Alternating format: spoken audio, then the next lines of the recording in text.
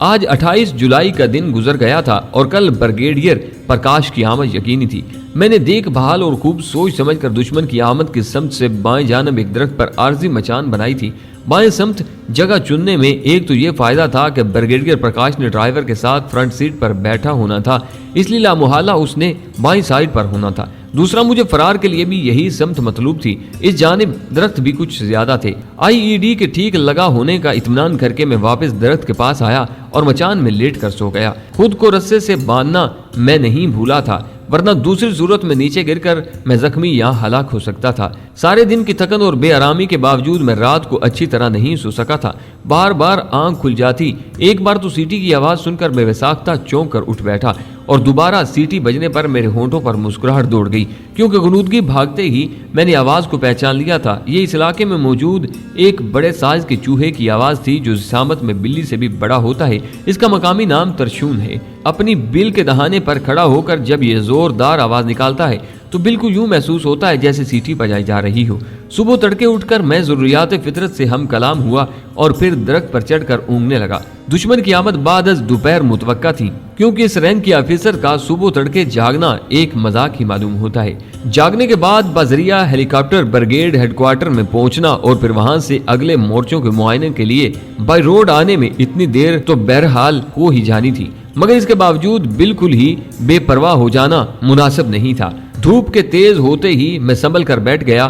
وقفے سے میں دوربین کے ذریعے ارد گرد کے علاقے کا جائزہ بھی لے لیتا تھا۔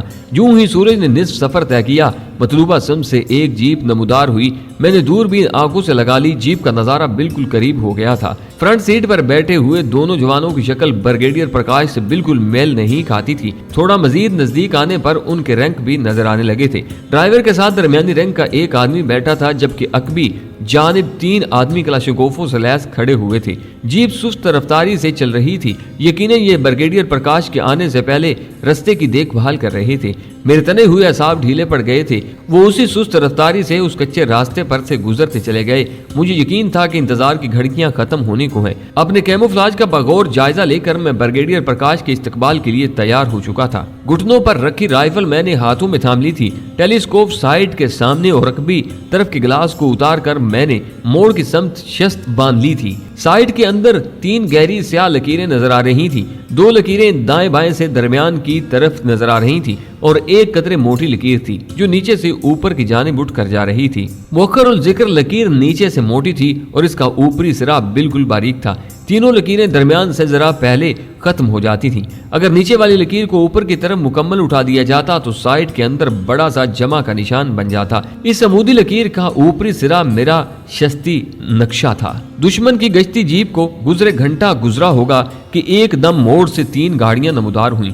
2 کھلی چھت کی جیپیں اور درمیان میں چھت والی ٹویوٹا جیپ تھی۔ درمیانی رفتار سے چلتے ہوئے تینوں گاڑیوں نے کلومیٹر بھر کا فاصلہ طے کیا تھا کہ اچانک مجھے ٹویوٹا جیپ کے شیشوں کا کالا رنگ نظر آیا۔ میرا دل بیٹھنے لگا۔ ہدف کو میں نے سائیڈ سے نشانہ بنانا تھا اور کالے شیشوں کی وجہ سے ہدف کا نظر آنا ممکن نہیں تھا۔ اس کا ایک حل تو یہی تھا کہ میں سامنے سے جیپ کو نشانہ بناتا، مگر ایسی صورت میں ہدف کا فاصلہ مجھ سے بڑھ جاتا، جس کے باعث درست نشانہ لگانا ممکن نہیں تھا۔ اس رائفل سے 800 میٹر تک ہی درست نشانہ لگایا جا سکتا تھا۔ اگر 800 میٹر سے فاصلہ بڑھ جاتا پھر نشانے کی درستگی یقینی نہیں تھی۔ میرے گمان میں بھی یہ نہیں تھا کہ اس منحوس کی جیپ کالے شیشوں والی ہوگی۔ یوں بھی آرمی میں جیپوں کے کالے شیشے اس سے پہلے میری نظر میں نہیں گزرے تھے۔ ایک دم مجھے اپنا مشن ناکام ہوتا دکھائی دیا۔ میرے پاس سوچنے کے لیے 2-3 منٹ سے زیادہ وقت نہیں تھا۔ بریگیڈیئر پرکاش نے واپسی کے لیے دوسرا راستہ اختیار کرنا تھا جو جہاں سے 15-20 کلومیٹر دور تھا۔ بریگیڈیئر پرکاش سے پہلے وہاں تک پہنچنا میرے لیے ناممکن تھا۔ اگر میں بہت زیادہ تیز رفتاری کا مظاہرہ کرتا اور کسی نہ کسی طرح وہاں پہنچنے میں کامیاب ہو بھی جاتا، تب بھی خود کو چھپا کر دشمن کے خلاف کوئی پروگرام سوچ کر اس پر عمل پیرا نہیں ہو سکتا تھا۔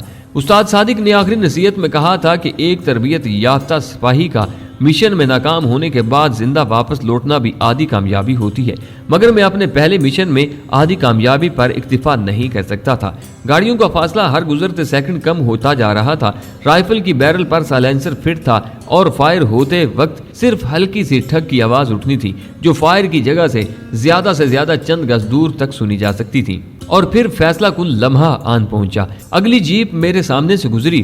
بریگیڈیئر کا ٹیوٹا اس سے 20-25 گز پیچھے تھا۔ میں سیکنڈ بھر میں ایک نتیجے پر پہنچا اور شست لیتے ہوئے ٹریگر دبا دیا۔ ٹھک کی آواز کے ساتھ بلٹ نے مزل کو چھوڑا اور اسی لمحے سب سے آگے والی جیپ کا پچھلا ٹائر زوردار دھماکے سے پھٹ گیا تھا۔ جیپ ہلکے سے لہرا کر رک گئی۔ جیپ میں کھڑے باوردی ہتھیار بردار جوان چھلانگ لگا کر نیچے اترے اور چاروں طرف سرسری نظر دوڑا کر ٹائر کی طرف متوجہ ہو گئے تھے۔ تینوں گاڑیاں رک گئی تھیں۔ سب سے آخری جیپ میں موجود ہتھیار بردار جوانوں نے بھی جیپ سے اتر کر اطراف میں پوزیشن اختیار کر لی تھی۔ اس دوران میں نے کاکنگ ہینڈل کو کھینچ کر رائفل اس احتیاط سے دوبارہ کاک کر لی تھی کہ خالی کیس نیچے زمین پر نہ گرنے پائے۔ پتھریلی زمین پر تانبے کا کیس اچھی خاصی آواز پیدا کر کے دشمن کو متوجہ ہونے کا باعث بن سکتا تھا۔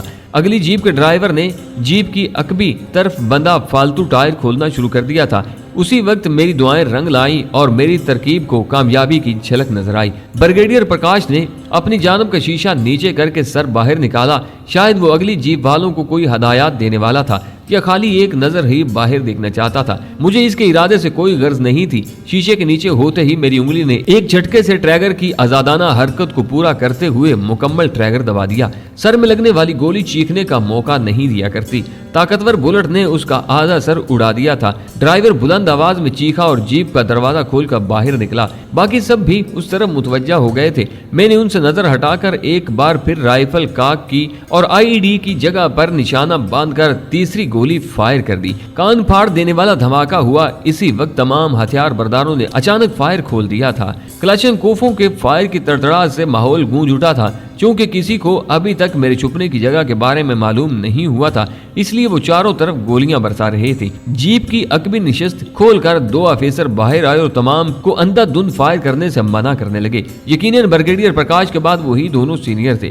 ہمارے استاد صوبیدار راؤ تصور کہا کرتے تھے کہ کسی بھی فوجی دستے کو اگر سراسیما اور حواس باختہ کرنا ہو تو ان کے کمانڈر کو ختم کر دو۔ کمانڈر کی غیر موجودگی میں وہ دستہ بھیڑوں کا ریوڑ بن جاتا تھا۔ اپنے استاد کا سنہری قول اس وقت میرے دماغ میں گونجا اور میں نے ٹیوٹا جیب سے برآمد ہونے والے دونوں آفیسرز میں سے ایک کے سر کا نشانہ لے کر فائر داغ دیا۔ وہ اچھل کر نیچے گرا۔ دوسرا ایک لمحے کے لیے شاک کی کیفیت میں آ گیا تھا۔ موقع غنیمت جانتے ہوئے میری رائفل نے میگزین میں موجود آخری گولی اگلی اور دوسرا بھی اس کے قریب گر کر بن پانی کی مچھلی کی طرح پھڑکنے لگا۔ میں نے سراج سے میگزین بدلی۔ اس وقت وہاں 8 بندے زندہ نظر آ رہے تھے۔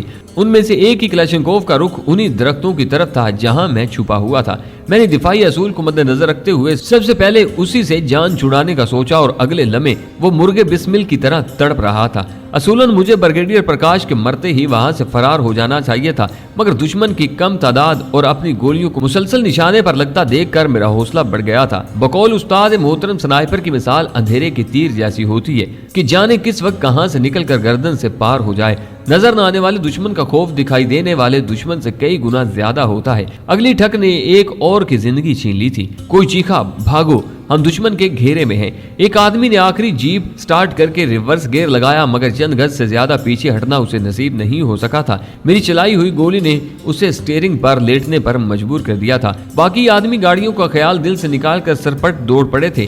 میری رائفل کی رینج سے نکلنے سے پہلے 2 مزید روحیں اپنے فانی جسم سے روٹ کر محو پرواز ہو چکی تھی۔ اسے اچھی طرح سمجھانا تھا کہ آئندہ یہ بھی آپ کی طرح ایک اچھے سنائپر کے طور پر سامنے آ سکے۔ یوں بھی یہ آپ کا ہونہار شاگرد ہے اور ذیشان آپ خوش قسمت ہیں کہ پہلا مشن اپنے استاد کی زیر نگرانی پورا کرو گے۔ وہ سینئر تجربہ کار سنائپر اور میرا استاد جس کے سر پر تکمیل مشن کا بوجھ تھا، یہاں سے قریباً 5 کلومیٹر دور بے بسی کی حالت میں پڑا تھا اور مشن کی ساری ذمہ داری ایک نو آموز سنائپر یعنی مجھ پر آن پڑی تھی۔ گو زخمی ہونے کے بعد استاد صادق نے مشن کو ادھورا چھوڑ کر واپس جانے کا مشورہ دیا تھا، مگر میرے اصرار پر اسے ضروری ہدایات اور نیک خواہشات کے ساتھ مجھے رخصت کرنا پڑا تھا۔ وہ 2 گھنٹے تک مجھے سمجھاتا رہا تھا اور حقیقی بات ہے کہ مجھے اپنی ساری ٹریننگ سے استاد صادق کی آخری ہدایات زیادہ مؤثر لگی تھی، کیونکہ یہ ہدایات عملی زندگی کی عین ابتدا تھی۔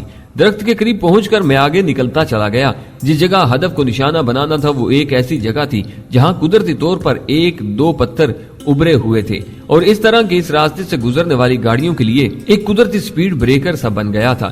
इस जगह से 50-60 गज मुखालिफ समत में एक जगह मैंने IED इम्पेरिविस एक्सप्लोजिव डिवाइस 2 पत्थरों के दरमियान जमीन में इस तरह दबाई हुई थी कि दरख्त पर बैठकर उसे निशाना बना सकूं। और इसका मकसद हदफ को निशाना बनाने के बाद ब्रिगेड प्रकाश के मुहाफिजों को वक्ती तौर पर खौफजदा करना और इनकी तवज्जो किसी और जानब फेरना था। और हकीकत में हदफ को निशाना बनाने के बाद इस IED को हिट करना नामुमकिन नहीं तो बहुत ज्यादा मुश्किल जरूर था। और एक स्नाइपर की असल पहचान यही होती है कि इसे हमेशा अपने निशाने पर एतमाद होता है।